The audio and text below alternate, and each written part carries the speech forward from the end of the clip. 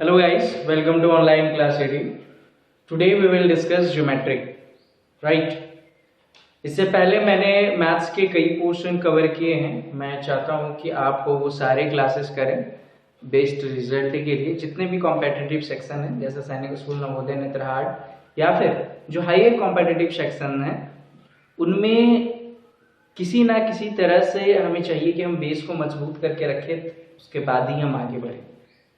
तो यहाँ हर तरह के कॉम्पिटिटिव क्लासेस किए जा रहे हैं, पर डे यहाँ क्लास चल रहा है, तो आप आकर अटेंड करें क्लास और जो भी डाउट है वो हमसे आप क्लियरली पूछ सकते हैं।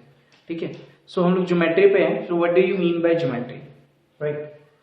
Geometry is the branch of mathematics in which we deals about lines and angles. Geometry, ज्यामिति मैथमेटिक्स का वो ब्रांच है जिसमें हम लाइन्स के बारे में और एंगल्स के बारे में स्टडी करते हैं। सिर्फ लाइन्स और एंगल्स ही नहीं, उससे जुड़े जो चीज़ें हैं उन सारी चीज़ों के बारे में हम लोग पढ़ेंगे। मेजरमेंट वगैरह भी देखेंगे ज्योमेट्री के बाद। फिलहाल अभी हम लोग ये कर लेते हैं, ठीक है? क्या होता है geometry? What do you mean by geometry? Geometry is the branch of mathematics in which we deals about lines and angles। ठीक है, पहले हम जरूरी चीजों को देख लेंगे, फिर टॉपिक को धीरे धीरे करके कवर करेंगे। हो सकता है 2-3 पार्ट में ये बने। तो ज्योमेट्री का डेफिनेशन आपको आना ही चाहिए। ज्योमेट्री मतलब लाइन्स एंड एंगल्स की स्टडी, ठीक है? ज्योमेट्री में जो सबसे पहला टर्म आएगा वो क्या है? पॉइंट। ठीक है, पहला क्या होगा? Point. What do you mean by point? Point क्या होता है, कोई बता सकते हो? How can you define a point? Point को डेफिनेशन कैसे देंगे? पॉइंट आता है, सेंटर बोलते हैं उसको। सेंटर सर्किल के अंदर जो होता है। तो मैं बता दूं आपको, something which has no dimension, यानी कि कोई भी ऐसा चीज जिसकी विमाएं ना हो, जिसकी ना तो लंबाई हो, ना तो चौड़ाई हो, ना ऊंचाई हो, उसे ही हम पॉइंट कहते हैं। डॉट, ठीक है? अच्छा, अगर मैं कुछ ऐसे करूं ये, तो आप बोलोगे ये भी पॉइंट है, बट मैं ये बताऊं कि ये पॉइंट नहीं है। ये पॉइंट होता है तो हम इसे मेजर नहीं कर पाते, इसकी कुछ मोटाई है। हाँ, तो फिर पॉइंट है क्या? ये भी पॉइंट नहीं है, ये भी पॉइंट नहीं है। ये पॉइंट का सिर्फ रिप्रेजेंटेशन है कि हम डॉट देते हैं और बोलते हैं पॉइंट है। पॉइंट ऐसा चीज है ना जिसे हम मेजर नहीं कर पाएंगे। लेंथ, ब्रेथ, हाइट कुछ भी नहीं उसका, कोई डायमेंशन नहीं। It means it is difficult to visible. मतलब ये सिर्फ इसका रिप्रेजेंटेशन है। पॉइंट को कैसे रिप्रेजेंट करते हैं? डॉट से रिप्रेजेंट करते हैं। पॉइंट को कैसे रिप्रेजेंट करते हैं? डॉट से। तो हम क्या लिखेंगे definition? Something which has no dimension, ठीक है? जिसके डायमेंशन नहीं होते हैं उसे पॉइंट कहते हैं। And it is represented by a dot, ठीक है? डॉट ऐसे कुछ होता है, डॉट से रिप्रेजेंट करते हैं पॉइंट को। पॉइंट समझ में आ गया होगा आप लोगों को। आगे आते हैं, लाइन के बारे में पढ़ते हैं। Line, what do you mean by line? The straight, infinite, straight and continuous, infinite collection of points is called a line, ठीक है? अगर हम बहुत सारे पॉइंट को एक के बाद एक, एक के बाद एक, एक के बाद एक सीधे में रखना स्टार्ट कर दें तो क्या बन जाएगा? लाइन बन जाएगा। सपोज कुछ इस तरह से, ये देखिए, इस तरह से अगर हम रखना स्टार्ट कर दें तो ये एक क्या बन गया? लाइन बन गया। तो लाइन वही है, स्ट्रेट और कंटिन्यूअस कलेक्शन ऑफ पॉइंट्स, ठीक है? इसकी लंबाई निश्चित नहीं है। लाइन के बारे में अगर मैं कोई चीज बताऊं तो इसकी लंबाई निश्चित नहीं है, दोनों ओर से बढ़ते ही रहेंगे। अच्छा, क्या ये लाइन है? क्या ये लाइन है? हाँ, ये लाइन का सिर्फ रिप्रेजेंटेशन है, हम लाइन नहीं बना सकते। अगर धरती पे जितने भी पेड़ हैं उसे कलम बना लें और धरती को अगर हम कागज बना लें ना, तो भी हम लाइन को ड्रॉ नहीं कर पाएंगे। हाँ, लाइन को हम रिप्रेजेंट कर सकते हैं कुछ इस तरह से, ठीक है। ये दोनों ओर से बढ़ते ही रहते हैं, इसकी इनफाइनाइट लेंथ होती है, लेंथ इनका बहुत ज्यादा होता है, लंबाई बहुत ज्यादा होता है। तो डेफिनेशन कैसे हम लाइन को डिफाइन करेंगे?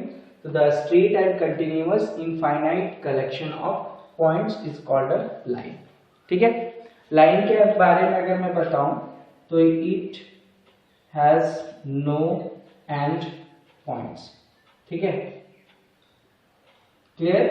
It has no end point. Line के बारे में क्या चीजें हैं कि इनकी कोई भी एंड पॉइंट नहीं होती हैं, ये दोनों ओर से और बढ़ते ही जाएगा, बढ़ते ही जाएगा, बढ़ते ही जाएगा, क्लियर? नेक्स्ट हम देखते हैं लाइन से और क्या क्या बन सकता है। आई होप कि ये सब आप लोग कॉपी में नोट कर लिए होंगे, इसलिए मैंने इरेज कर दिया। अगर नहीं उतारे हो तो प्लीज अब 10 सेकेंड पीछे जाओ और कॉपी में इसे नोट कर लो। Third, line segment. What do you mean by line segment? The line, a piece of line having both end point called line segment। रेखाखंड कहते हैं ना इसे, क्या बोलते हैं इसे बच्चों? रेखाखंड, ठीक है। रेखाखंड मतलब ये देखिए एक लाइन है, इसके दोनों एंड पॉइंट है, ठीक है। सपोज अगर हम लाइन को ए बी माने, ए और बी, ठीक है, तो ये ऐसे लिखेंगे ए बी और ये ऐसे, ठीक है, दोनों ऐसे ही लिखेंगे। अगर आपको लिखना होगा लाइन ए बी तो ये ए और बी है तो ए बी और उसके ऊपर लाइन। अगर सपोज कि कुछ ऐसे है, देखिए तो ये वाला सी है, ये डी है, तो आप इसे नोटेशन में कैसे लिखोगे? सी बी और उसके ऊपर लाइन, ठीक है, कुछ इस तरह। लेकिन लाइन सेगमेंट का बात करें, अगर ये मान लीजिए x और ये y है तो हम इसे ऐसे लिखेंगे x y और इसके ऊपर लाइन सेगमेंट। लाइन सेगमेंट के दो एंड पॉइंट होते हैं। रेखा खंड, रेखा का खंड, लाइन का मतलब रेखा और खंड में टुकड़ा, तो जो लाइन के टुकड़ा होता है उसी को हम क्या बोलते हैं? रेखाखंड, बशर्ते उसके दोनों एंड पॉइंट होना चाहिए। लाइन सेगमेंट समझ में आ गया? यानी वैसा लाइन का टुकड़ा जिसके दो एंड पॉइंट हो। लाइन के तो दो ही एंड होते हैं और दोनों के दोनों एंड पॉइंट क्या है? लिमिटेड हो, खत्म हो, उसे हम क्या बोलेंगे? लाइन सेगमेंट कहेंगे, ठीक है। नेक्स्ट, रिप्रेजेंटेशन आप देख लीजिए एक्स वाई कुछ इस तरह से, ठीक है। लाइन का रिप्रेजेंटेशन ए बी के ऊपर दोनों में एरो टाइप था। इसे इरेज कर रहा हूं, दिख रहा है ना आप लोगों को अच्छे से?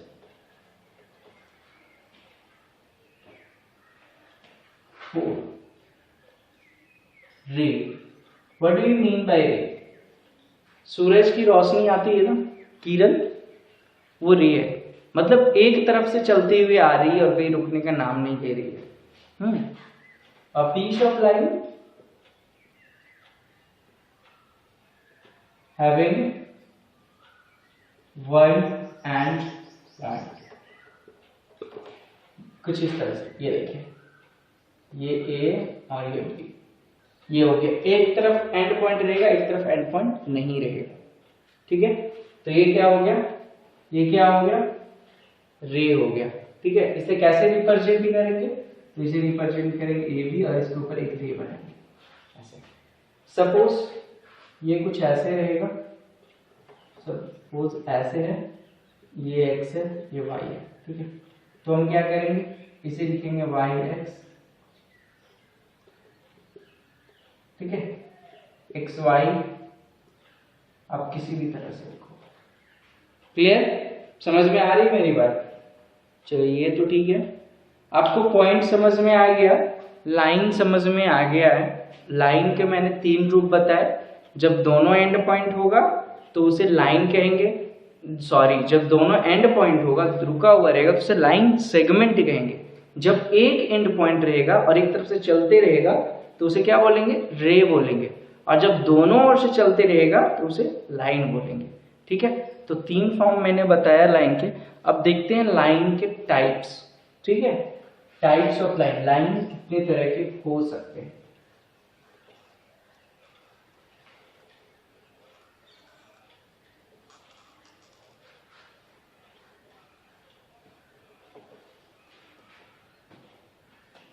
टाइप्स ऑफ लाइन, ये बहुत ही इंपॉर्टेंट है, टाइप्स ऑफ लाइन। ठीक है, पहला, ये तो आपको पता होगा कि स्ट्रेट लाइन। ठीक है, स्ट्रेट लाइन मालूम है ना, सिंपल, ये देखिए स्ट्रेट है। दूसरा कर्व, कर्व, कर्व किसको कहेंगे, ये देखिए ऐसे टेढ़ा। ठीक है, ये क्या है, कर्व है। ये क्या है, कर्व। इसी से ना सर्किल बन जाएगा, ऐसे सर्किल बन जाएगा कर्व लाइन से। कर्व मतलब घुमा हुआ। ठीक है, कर्व मीन्स क्या, घुमा हुआ। जब घुमा हुआ लाइन रहेगा ना, बेंड रहेगा थोड़ा सा, तो इसको हम लोग कर्व बोलेंगे। इसी से सर्किल बनता है। खैर, सर्किल की स्टडी हम लोग अगले क्लास में करने वाले हैं। ये सब क्या है, ये सब, ये देखिए कर्व है। ठीक है, तो लाइन, स्ट्रेट लाइन और कर्व में डिफरेंस आपको पता होना चाहिए। स्ट्रेट लाइन मतलब एग्जैक्ट सीधा, और कर्व का मतलब क्या, थोड़ा सा टेढ़ा। ठीक है, घुमा हुआ, गोल टाइप। क्लियर, समझ में आ रही मेरी बात। थर्ड,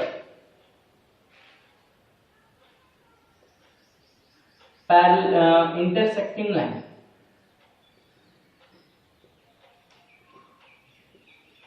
इंटरसेक्टिंग लाइंस मतलब एक लाइन दूसरे को क्या कर रहा है, काट रहा है, तो उसे हम क्या बोलते हैं, इंटरसेक्टिंग लाइंस कहेंगे। ठीक है, देखिए यहाँ पे काट रहा है इस पॉइंट पे, और जहां पे कटता है दो लाइन, सपोज ये ए बी था, ए बी लाइन किसको काट रहा है, एक्स वाई को। ठीक है, तो जहां पे ये कट रहा है उसको बोलते हैं पॉइंट ऑफ इंटरसेक्शन। क्या बोलते हैं, पॉइंट ऑफ इंटरसेक्शन। समझ में आ रही मेरी बात, पॉइंट ऑफ इंटरसेक्शन, यानी कि जिस बिंदु पे दो लाइन एक दूसरे को काटते हैं उसे ही हम पॉइंट ऑफ इंटरसेक्शन कहते हैं। यानी ये क्या है, इंटरसेक्टिंग लाइंस है। क्या है, इंटरसेक्टिंग लाइंस है, इंटरसेक्ट कर रहा है। इंटरसेक्ट का मतलब क्या होता है, इंटरसेक्ट, ये जो टर्म है इसका मतलब होता है काटना। ठीक है, काटना, ये आप नोट कर लेना, काटना। ठीक, समझ में आ रहा है आप लोगों को, काटना। ठीक है, नेक्स्ट, और भी टाइप्स है लाइन के, मैं बता रहा हूं, 3 हो गए, और देखिए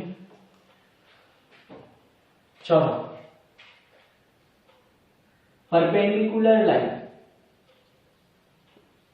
परपेंडिकुलर लाइन, ठीक है, परपेंडिकुलर लाइन का मतलब क्या होता है, परपेंडिकुलर मतलब क्या होता है, परपेंडिकुलर लंबवत। परपेंडिकुलर का मतलब क्या होता है, परपेंडिकुलर मतलब लंबवत, लंबवत। ठीक है, मतलब 90 डिग्री वाले लाइन। जो लाइन दूसरे को काटता है लेकिन 90 डिग्री बनाता है उसे हम क्या बोलेंगे, लंबवत, यानी कि परपेंडिकुलर लाइंस कहेंगे। यानी कि जब वो एक दूसरे को काटेगा तो 90 डिग्री पे काटेगा। ठीक है, यानी कुछ ऐसा, देखिए आप लोग देख लीजिए, ये एक लाइन है, ठीक है, एक्स वाई है, और इसको एक लाइन आके सीधा काटता है, तो ये बन गया क्या, ये बन गया 90 डिग्री। यहाँ पर चारों जगह पे चारों एंगल लाइन, तो ये हो गया परपेंडिकुलर लाइंस। यहाँ दोनों लाइंस एक दूसरे के परपेंडिकुलर है। देख रहे हो परपेंडिकुलर का साइन कैसा होता है, ऐसा। नॉर्मली एंगल में लिखना होता है ऐसे लिखते हैं, लेकिन परपेंडिकुलर जहां रहेगा कुछ ऐसा। ठीक है, ये परपेंडिकुलर लाइंस है। क्या है, परपेंडिकुलर लाइंस है। परपेंडिकुलर लाइंस यानी कि 2 लाइंस बेंड एट या inclined at 90 degree. 2 lines inclined at 90 degree. क्या मैं बोला, 2 लाइंस इंक्लाइंड एट 90 डिग्री। ठीक है, इसे हम क्या कहते हैं, परपेंडिकुलर लाइंस कहते हैं। नेक्स्ट,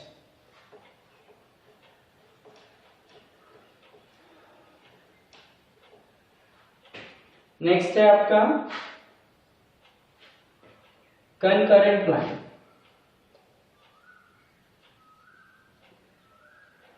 कंकरेंट लाइंस, ठीक है। कंकरेंट लाइंस क्या होता है?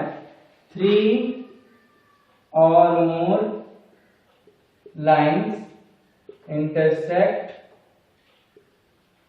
each other at a common point called concurrent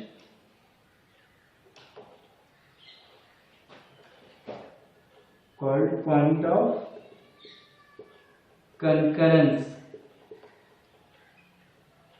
and the line called concurrent lines। समझ में आ रही है मेरी बात?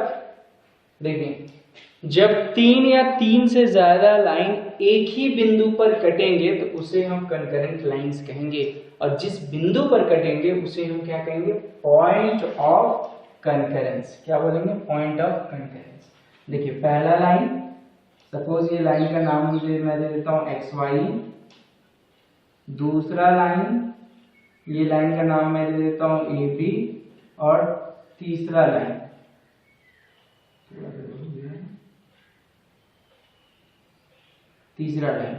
ये थर्ड लाइन है, इसका नाम मैं देता हूं PQ।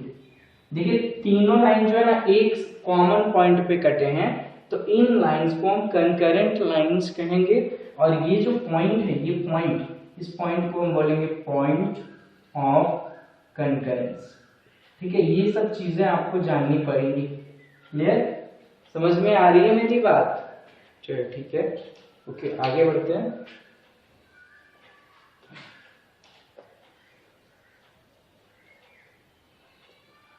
ये 5th था ना।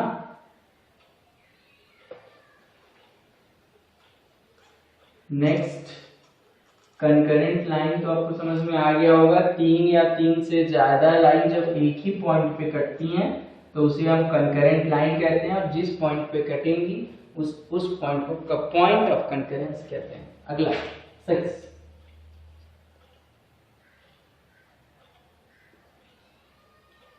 Parallel lines. ठीक है, 2 or more lines that do never intersect on a plane are called parallel lines। ये बहुत इंपॉर्टेंट है, ये जानना जरूरी है आप लोगों के लिए। ठीक है, मतलब कुछ ऐसा, ये देखिए, ये दो लाइनें आपस में कभी नहीं कटेंगी। ये AB है और ये XY है। ये दोनों लाइन आपस में कभी नहीं कटेंगी। ये इधर जा रहा है अपने सीधा, ये इधर, और ये इधर आगे बढ़ेगा, ये इधर आगे बढ़ेगा, तो एक दूसरे को काटेंगे क्या? कभी नहीं। वैसे 2 या 2 से ज्यादा लाइन जो एक दूसरे को एक प्लेन पर कभी नहीं काटती हैं उसे हम पैरेलल लाइंस कहते हैं। यहाँ प्लेन का मतलब क्या है? PLANE। प्लेन का मतलब हो गया समतल, मतलब कोई जगह। जैसे बोर्ड एक समतल है, ठीक है, दीवार एक अलग समतल है, हम जिस पे खड़े हैं वो एक अलग समतल है। ठीक है, मतलब समतल मतलब कोई एक जगह, ठीक है, सम बराबर तल। ऐसा नहीं कि उबड़ खाबड़ हो, नहीं, बराबर तल होना चाहिए। तो 2 या 2 से ज्यादा लाइन जब एक दूसरे को कभी नहीं काटती हैं एक समतल पे, ये समतल पे, याद रखना, दूसरे समतल पे काट सकती हैं वो दोनों, तो उसे ही हम पैरेलल लाइंस कहते हैं। और पैरेलल लाइंस की खासियत क्या होती है कि जो एक दूसरे के बीच जो डिस्टेंस होता है ना वो मेंटेन किए हुए रहता है। ये अगर सपोज कि यहाँ पे दूरी 2 सेंटीमीटर है तो यहाँ भी दूरी 2 ही सेंटीमीटर होगी। यानी पैरेलल लाइंस के बारे में क्या खासियत है? Parallel lines have same distance apart at anywhere between them। दोनों के बीच जो है ना, कहीं भी आप दूरी नाप लीजिए बराबर होगा हमेशा। ठीक है, क्या आप एग्जाम्पल दे सकते हैं पैरेलल लाइंस का? हाँ बिल्कुल, ट्रेन की जो पटरियां होती हैं, ट्रेन की पटरियां कुछ दूर तक पैरेलल होती हैं, है ना। आपकी खिड़की में जो ग्रिल लगा हुआ है वो क्या है? पैरेलल है एक दूसरे के। आपका बेड का जो किनारा है, एक किनारा अगला किनारा, वो दोनों क्या है? पैरेलल है। ठीक है, तो ये पैरेलल है। रोड के जो किनारा होता है, रोड जिस रोड पे आपके गांव घर में रोड होंगे, उसका किनारा देखिए एक दूसरे के पैरेलल है, कटता है कहीं नहीं। अब ऐसे नहीं, अब ये मत बोलना कि ये देखिए पैरेलल है, ये ऐसे, तो ये कर्व हो गया ना। ठीक है, ये लाइंस नहीं है, ये क्या है? कर्व है। ठीक है, यहाँ पे मैं बात कर रहा हूँ स्ट्रेट लाइन की, यहाँ पर भी नहीं कटेंगी, बट ये कर्व है और ये कर्व पैरेलल है, कह सकते हैं। और यहाँ पर मैं बात कर रहा था स्ट्रेट लाइन के बारे में। ठीक है, नेक्स्ट आता है ट्रांसवर्सल। ठीक है, नेक्स्ट क्या आता है? ट्रांसवर्सल। और ये लास्ट 7, ट्रांसवर्सल। ठीक है, when a line cut 2 or more lines, ठीक है, the line called transversal। Clear? जब एक लाइन दो या दो से ज्यादा लाइन को कट करता है तो उसे हम क्या बोलते हैं? ट्रांसवर्सल। सपोज एक लाइन ये ऐसे था और एक लाइन ये ऐसे था। ठीक है, ये A और ये B, ये X और ये Y, तो एक लाइन आके इसको ऐसे काट देता है, फिर तो ये वाला लाइन को हम बोलेंगे ट्रांसवर्सल। क्या बोलेंगे इसे? ट्रांसवर्सल। ठीक है, ट्रांसवर्सल लाइन जो है, यानी PQ यहाँ पे ट्रांसवर्सल है, वो क्या कर रहा है? XY और AB को काट रहा है, तो ये लाइन ट्रांसवर्सल। ज्यादातर आपको ट्रांसवर्सल ऐसे देखने को मिलेंगे, ये देखिए ऐसे, मतलब ये वाला जो है ना पैरेलल होंगे ये। ठीक है, ये पैरेलल ज्यादातर, तो इसे भी हम ट्रांसवर्सल कहेंगे, और जब ये दोनों लाइन पैरेलल नहीं होंगी तब भी हम ट्रांसवर्सल कहेंगे। ठीक है, मतलब ये वाला लाइन जो काट रहा है इसको ट्रांसवर्सल हम कहते हैं। ठीक है, समझ में आ रही है मेरी बात? हाँ, और एक चीज मैं बता दूं कि जो पैरेलल लाइन होता है, सपोज ये पैरेलल लाइन है तो इसे हम ऐसे डिनोट कर सकते हैं, ये एरो से। ठीक है, दिख रहा है आपको? एरो से हम डिनोट कर सकते हैं इसे, दो एरो है ना, दो एरो, इससे हम डिनोट कर सकते हैं कि ये दोनों क्या है? पैरेलल है। जैसे परपेंडिकुलर का डिनोशन कैसे होता है? परपेंडिकुलर का ऐसे होता है, इसी तरह पैरेलल का इस तरह से होता है, एरो से। क्लियर ना? ठीक है, टाइप्स ऑफ लाइंस मैंने खत्म कर दिया है, आगे बढ़ते हैं हम। अब लाइन के कॉम्बिनेशन से बनेगा एंगल्स। ठीक है, तो पहले एंगल्स पे आते हैं।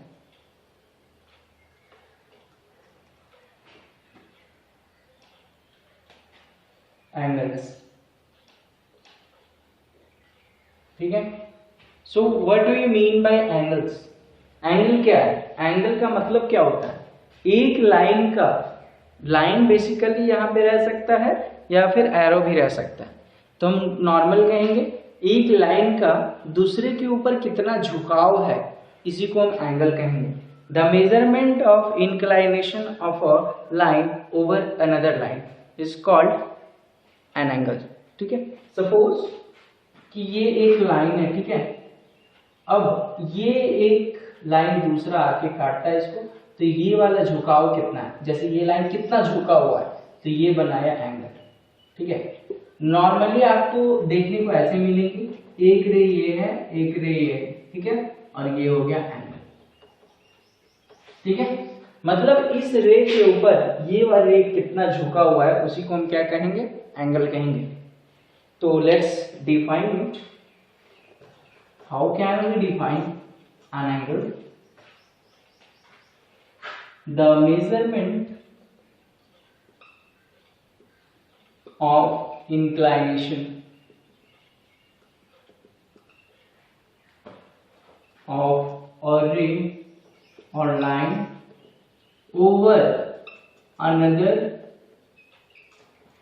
ray or line is called angle. ठीक है, यानी कि एक लाइन दूसरे के ऊपर कितना झुका हुआ है उसी का मेजरमेंट, उसी के माप क्या कहलाता है? एंगल कहलाता है। ठीक है, देखिए ये रहा, मैं यहाँ लिखूं, ये समझिए O है और ये A है, ये B है, तो ये जो बन गया ना, ये वाला बन गया एंगल। ठीक है, क्या बन गया? एंगल। हाँ, एंगल को हम लिखेंगे कैसे? तो देखिए, एंगल, पार्ट्स ऑफ एंगल अगर मैं बात करूं, पार्ट्स ऑफ एंगल का अगर मैं बात करूं तो देखिए ये वाला इसका, ठीक है, ये साइड है, फिर ये वाला साइड है इसका, ये साइड है, ठीक है, दो साइड है और ये वाला वर्टेक्स है। देखिए मैं अच्छे से यहाँ करता हूँ, ये देखिए ऐसे है और ये ऐसे है। ठीक, तो ये वाला को हम कहते हैं वर्टेक्स। ठीक है, इसको क्या कहेंगे? साइड। और ये वाला भी क्या कहलाएगा? साइड। मतलब दो लाइन टाइप आपको दिख रहा है ना, उसको हम साइड कहेंगे, दो साइड और एक वर्टेक्स, और ये बीच में बन रहा है एंगल। अच्छा, ये वाला पार्ट है इंटीरियर। ठीक है, इंटीरियर। ठीक है, ये वाला बाहर है, ये सब एक्सटीरियर, एक्सटीरियर हो गया। ये वाला पार्ट, पॉइंट अगर मैं पूछूं ये पॉइंट कहाँ है, तो ये पॉइंट एक्सटीरियर में है। समझ लीजिए, इंटीरियर का मतलब होता है अंदर, अंदर। ठीक है, और एक्सटीरियर का मतलब क्या होता है? एक्सटीरियर मतलब बाहर। ठीक है, तो पहले एंगल के कितने हिस्से होते हैं ये जान लीजिए। तो मेनली आपको एक एंगल जब बनाइएगा तो आपको दो चीजें देखने को मिलेंगी, vertex and it's two sides. Vertex and it's two sides, यानी कि एक कोना देखने को मिलेगा और इसकी दो भुजाएं देखने को मिलेंगी, दो साइड्स। ठीक है, अब इनसे जो यहाँ पे डायग्राम बना, उसके अंदर वाला भाग को इंटीरियर कहेंगे, बाहर वाला भाग को एक्सटीरियर कहेंगे। और सपोज एक लाइन यहाँ पे, एक पॉइंट यहाँ पे, सॉरी पॉइंट, तो ये पॉइंट बोलेंगे हम ऑन एंगल। ठीक है, मतलब ये वाला पॉइंट कहाँ पर है? एंगल पर ही है, मतलब साइड पर है। इससे बेटर होगा आप ऐसे लिखो इसको, ऑन साइड, साइड पर है। ये वाला कहाँ पर है? वर्टेक्स पर है, यानी कि ये भी एंगल पर ही है। अंदर वाला यहाँ तक लगभग अंदर कहलाएगा, ये बाहर कहलाएगा। और ये सब पॉइंट जो है आप देख रहे हो, ये सब पॉइंट एंगल पर ही है। ये जितना भी पॉइंट मैं बना रहा हूँ ये एंगल पर है। अच्छा, ये वाला पॉइंट जो मैं बना रहा हूँ ये क्या है? अंदर में, सारा पॉइंट कहाँ? अंदर में। अच्छा, ये सब पॉइंट जो मैं बना रहा हूँ ये कहाँ है? एंगल से बाहर है। तो आपको समझ में आना चाहिए इंटीरियर, एक्सटीरियर और ऑन एंगल। जब एंगल के अंदर में पॉइंट बनाऊंगा तो आप बोलेंगे वो इंटीरियर है, एंगल के बाहर में बनाऊंगा तो आप बोलेंगे वो एक्सटीरियर है, और जब वो लाइन पे मैं पॉइंट बनाऊंगा तब आप बोलोगे वो एंगल पर है। क्लियर? आप लोगों को समझ में आ गया? मैं फिर से एक बार बता दूं कि जब एक लाइन या फिर रे दूसरे के ऊपर झुकता है तो कितना झुका हुआ है उसी का जो माप है उसे हम क्या कहते हैं? एंगल। अब क्या करना है आपको? एग्जाम्पल ढूंढना है। एग्जाम्पल ढूंढना है आपके डेली लाइफ में कि एंगल्स के एग्जाम्पल क्या क्या हो सकते हैं। सपोज मैं बताता हूँ एंगल्स के एग्जाम्पल। जैसे दीवार, आप कोना देखना, आप जहाँ पे एक दीवार दूसरा से जुड़ा हुआ होगा, कुछ इस तरह से मैं बता देता हूँ आपको। सपोज एक दीवार ये है, ठीक है, ये कुछ ऐसे एक दीवार, और वहां से एक दूसरी दीवार आके जुड़ी हुई होगी कुछ ऐसे, ये वाला पॉइंट। ठीक है, हम कह सकते हैं ये। तो यहाँ पे जो दीवारें जुड़ी हुई या फिर जो भी है ये कुछ ऐसे बनेगा, है ना। तो यहाँ पर जो दीवारें जुड़ी हुई होती हैं, ये दीवारें, तो यहाँ पे एंगल बन रहा है, यहाँ एंगल, दीवार का एंगल बन रहा है, तो ये एक एंगल का एग्जाम्पल है। आपको 3 ऐसे प्रैक्टिकल एग्जाम्पल हमें कमेंट में देने जो एंगल के निर्माण करते हैं। ठीक है, एंगल का 3 एग्जाम्पल। होमवर्क क्या है आपका? होमवर्क देख लीजिए, गिव 3 एग्जाम्पल्स ऑफ एंगल। ठीक है, एंगल का एग्जाम्पल देना, 3 एग्जाम्पल आपको देना। मैंने ही बता दिया क्या? दीवार का कोना, कॉर्नर ऑफ 2 वॉल्स। ठीक है, कॉर्नर ऑफ 2 वॉल्स एक एग्जाम्पल है। बाकी तो आपको 2 और ढूंढने हैं, 2 आप ढूंढ के आसपास देखो, नजर डालो, एंगल्स के एग्जाम्पल आपको मिल जाएंगे। क्लियर? और मैं देखूंगा, आप पोस्ट करना कमेंट पे आंसर। नेक्स्ट, तो एंगल्स आपको समझ में आ गया है। ठीक, अब ये एंगल का जो मेजरमेंट है ना, वो 0 डिग्री भी हो सकता है, 1 डिग्री हो सकता है, 2 डिग्री हो सकता है, मतलब कि अगर हम कहें तो it is measured in degree. किसमें मेजर करते हैं? डिग्री। सपोज जैसे हमें लिखना होता है 90 डिग्री, ठीक है, 90 डिग्री का साइन ये यही जो है ना डिग्री है, ये degree 90 degree, 180 degree, 50 degree, 60 degree, 20 degree, 30 degree, 1 degree, 360 degree, 720 degree, क्या है ना 720 डिग्री होती है। हाँ, 2 बार घूम जाना, 720 डिग्री कवर कर लोगे। तो ये किसमें मेजर किया जाता है? डिग्री में। ठीक है, क्लियर? समझ में आ रही है आप लोगों को कि नहीं समझ में आ रही है, ये मुझे बताओ। नहीं समझ में आती, कुछ दिक्कतें अगर आपको आती हैं तो नीचे जो कमेंट सेक्शन है आप वहां पे अपना क्वेश्चन पोस्ट कर देना, लिख लेना, ठीक है। वो मेरे पास आ जाएगा, मैं देख लूंगा और आपको आपका डाउट में क्लियर कर दूंगा, ठीक है। तो चलते हैं टाइप्स ऑफ एंगल्स में।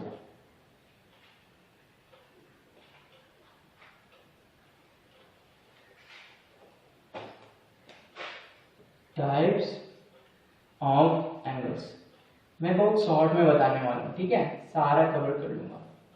टाइप्स ऑफ एंगल्स, पहले देखिए जीरो एंगल। जीरो एंगल किसको बोलेंगे यार? ये तो बहुत सिंपल है, 0 डिग्री को जीरो एंगल कहेंगे, ठीक है।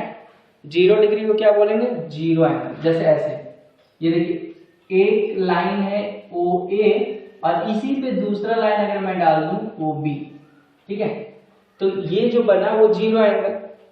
यदि ये ऐसे होता है, ऐसे होता है, देखिए A और ये O और B अगर ऐसे होता है B, तब बोलते हैं यहाँ पे कुछ एंगल बन रहा है, इन दोनों लाइन के बीच में कुछ फर्क है जिसकी वजह से यहाँ क्या बन रहा है? एंगल बन रहा है। क्या बन रहा है वहां पर? एंगल। लेकिन यहाँ एक दूसरे में कुछ भी फर्क है? OA और OB में कुछ भी फर्क नजर आ रहा है आपको? कुछ भी यहाँ पे नहीं, यहाँ पे थोड़ा सा फर्क नजर आ रहा है, हमको लग रहा है कि 5 डिग्री या 10 डिग्री होगा, लेकिन यहाँ पे कुछ भी नहीं है, तो ये क्या हो गया? 0 डिग्री। तो ये 0 डिग्री के एग्जाम्पल है। मतलब ये दोनों OA और OB रे के बीच में कितना एंगल बन रहा है? 0 एंगल बन रहा है। 0 एंगल मतलब जरा सा भी फर्क नहीं है, वो एक दूसरे पर है, ठीक है। समझ में आ रही है बात मेरी? ओके, ठीक है। जैसे मैं बताऊं आपको, देखिए ये 2 मार्कर है ना, ये 2 मार्कर, ठीक है, ये देखिए ये दोनों मार्कर एक दूसरे के ऊपर है, मतलब ये 0 एंगल बना रहे हैं। बट ये थोड़ा सा मैं ये उठा देता हूं तो ये देखिए कुछ एंगल बना, बड़ा हो रहा है, बड़ा हो रहा है, एंगल बड़ा होते जा रहा है। लेकिन अगर मैं नीचे कम करूं, देखिए थोड़ा कम हो गया और कम हो गया और कम हो गया और ये 0 बन गया। तो कहने का मतलब जब एक दूसरे पर होता है पूरा पूरा तो उसे 0 एंगल का एग्जांपल होता है। Second, acute angle. Acute angle, ठीक है। एक्यूट एंगल मतलब कि एंगल जो है, एंगल वो लेस देन होना चाहिए 90 डिग्री से और ग्रेटर देन होना चाहिए 0 डिग्री से, ठीक है। देखिए वैसा एंगल जो 90 से कम, देखिए ये इसको ढकते हैं पहले, एंगल लेस देन का साइन है, एंगल छोटा होता है 90 से तो उसको हम एक्यूट एंगल कहते हैं। और इसको ढकें, एंगल बड़ा होता है, बड़ा का साइन है नहीं 0 से, तो उसको हम क्या बोलते हैं? Acute angle. मतलब वैसा एंगल जो 0 से बड़ा हो और 90 से छोटा हो उसे हम क्या कहेंगे? Acute angle. एग्जाम्पल बताओ भाई इसका एग्जाम्पल बताओ। तो 1 degree, 10 degree, 30 degree, 40 degree, 50 degree, 60 degree, 89 degree. 90 तो नहीं हो सकता, 89 तक जाएगा, पॉइंट में भी जा सकता है बट 90 नहीं जाएगा, ठीक है। तो ये 89 डिग्री चलता है। देखिए एक्यूट एंगल का रिप्रेजेंटेशन जो है वो कुछ ऐसे है, ये एक्यूट एंगल का एग्जांपल है, ठीक है, OAB। ये सब जो है ना एक्यूट एंगल है। अच्छे से मैं बता दूं, एक मिनट यहां मैं बताता हूं। ये देखिए ये एक्यूट एंगल है, भी टाइप जहां भी मिल गया आपको समझ लीजिए वो एक्यूट एंगल है। ये भी एक्यूट एंगल है, ये भी एक्यूट एंगल है, ये भी एक्यूट एंगल है। ये सब क्या है? Acute angle. क्यों? देखिए 90 जब होता है ना 90 डिग्री, अगला मैं बताता हूँ। थर्ड जो है ना, थर्ड यहाँ पे मैं लिखूं, थर्ड जो माना है वो राइट एंगल। थर्ड क्या है? राइट एंगल है। और राइट एंगल कितना डिग्री होता है? 90 डिग्री। तो राइट एंगल का मतलब 90 डिग्री। देखिए 90 डिग्री ये लाइन और ये पूरा सीधा, ठीक है, ये वाला हो गया 90। अब इससे थोड़ा सा भी कम रहे, सपोज देखिए मैं बताता हूँ, ये देखिए ये है, ये देखिए ये कितना डिग्री पे है? 90 डिग्री है, बना रहा है ना 90 डिग्री, दोनों मार्कर कितना बना रहा है? 90। अब इसे थोड़ा सा हम कम कर देते हैं, थोड़ा सा कम किए तो बन गया ये कितना? Acute angle. 90 से कम हो गया, 90 से कम, 90 से कम, 90 से कम, ये सब जब कम करेंगे तो क्या बनेगा? एक्यूट एंगल, ठीक है। जैसे देखो ये वाला अगर मैं पूछूं ये क्या है, तो ये अगर 90 ऐसे होता ना, 90 अगर होता तो ऐसे होता सीधा, लेकिन देखिए ये कम है ना 90 से, ये एक्यूट एंगल है। तो 90 से जो कम रहेंगे उसको हम क्या बोलेंगे? एक्यूट। और राइट एंगल को क्या बोलेंगे? इसी को ना परपेंडिकुलर कहे थे भी टाइप्स ऑफ लाइन में, परपेंडिकुलर लाइंस। तो ये 90 डिग्री। अच्छा 90 डिग्री रिप्रेजेंटेशन ऐसे भी हो सकता है, देखिए है ना, ऐसे हो सकता है ना, देखिए 90 बना रहा है। अच्छा ऐसे हो सकता है क्या? ऐसे देखिए तो ऐसे, ऐसे, हाँ ये 90 बना रहा है, ठीक है। अगर ऐसे आप कर दोगे तो ये नहीं होगा, क्योंकि ये 90 नहीं बना रहा है, आप मेजर कर देखो ये 90 है। अच्छा ये क्या हो सकता है? ये हो सकता है क्या? ये देखिए तो, हाँ बिल्कुल ये 90 है, ठीक है। 90 डिग्री इस तरह से रिप्रेजेंट किए जा सकते हैं। ये सारे एक्यूट एंगल हैं, ये सारे राइट एंगल्स हैं। कुछ समझ में आ रहा है? क्लियर? चलिए ठीक है, मैं इरेज करूं ये सारे। ओके, आप अपने कॉपी में नोट कर लेना ये सारा चीज। नेक्स्ट है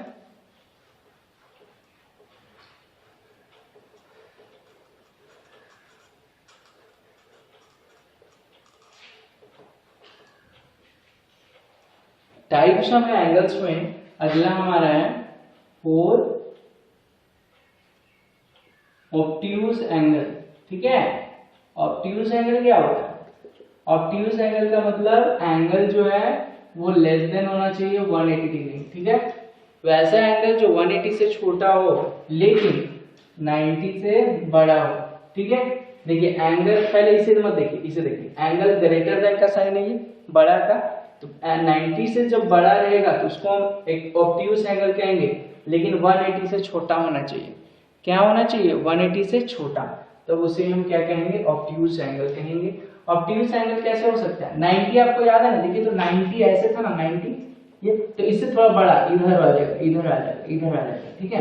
ये मैं बताऊं, ये देखिए ये ऑब्ट्यूज एंगल का एग्जांपल है, ये वाला जो है ना ऑब्ट्यूज एंगल का एग्जांपल है, देख रहे हैं कुछ ऐसा ऑब्ट्यूज एंगल का एग्जांपल है, ठीक है।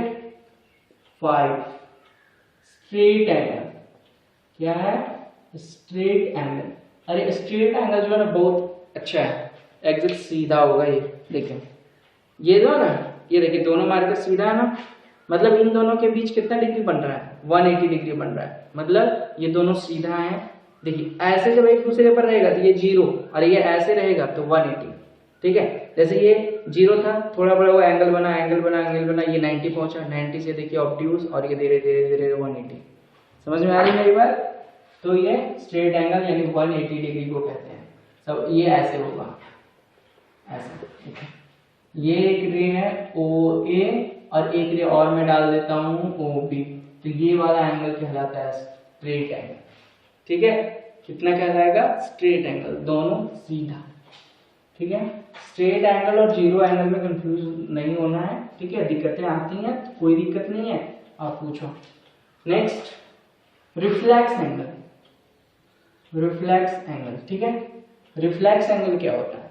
रिफ्लेक्स एंगल, रिफ्लेक्स एंगल का मतलब हो गया कि angle less than 360 but greater than 180, ठीक है। 180 से जब बड़ा होगा और 360 से छोटा होगा तो उसे रिफ्लेक्स एंगल कहेंगे। एंगल ग्रेटर देन 180 और less than 360 called reflex angle, या फिर angle which lies between 180 and 360, ठीक है। देखिए रिफ्लेक्स एंगल कुछ ऐसे होंगे, इससे भी थोड़ा इधर झुका हुआ रहेगा, ये देखिए ये वाला, ठीक है, ये वाला रिफ्लेक्स एंगल। अगर हम इधर से दे देंगे तो कुछ और हो जाएगा, ये देखिए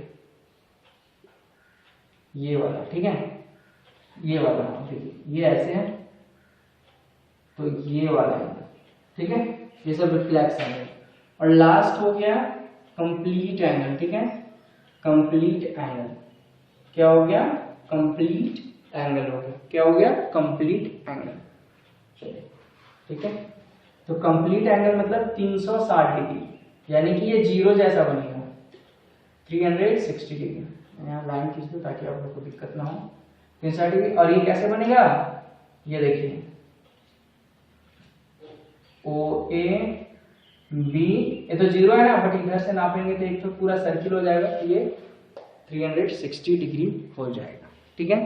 कल हम लोग क्या करेंगे? कल हम क्या करेंगे कि दो टाइप्स के एंगल मैं और पढ़ाऊंगा, कॉम्प्लीमेंट्री और सप्लीमेंट्री, काफी इंपॉर्टेंट है और इससे क्वेश्चन भी आते हैं। और कुल मिला के कल क्वेश्चन इसी पे होगा, हमारा एंगल पे होगा, ठीक है। किस पे होगा क्वेश्चन? एंगल पे होगा हमारा क्वेश्चन। क्लियर? क्लियर है? ठीक है, ओके। और ये वाला पूरा आप क्लास कर लेना, पूरा क्लास कर लेना। यदि आप पेरेंट्स हैं तो अपने बच्चों को जरूर दिखाएं, अच्छे से अच्छा तरीके से समझाया गया है। कुछ दिक्कतें आती हैं तो आप क्वेश्चन हमसे जरूर पूछें। जब संसाधन की व्यवस्था है तो उसका उपयोग करना ही उचित होता है। ये ऑनलाइन क्लास एडी को लाइक एंड सब्सक्राइब करना नहीं भूलिएगा। Thank you, have a great day.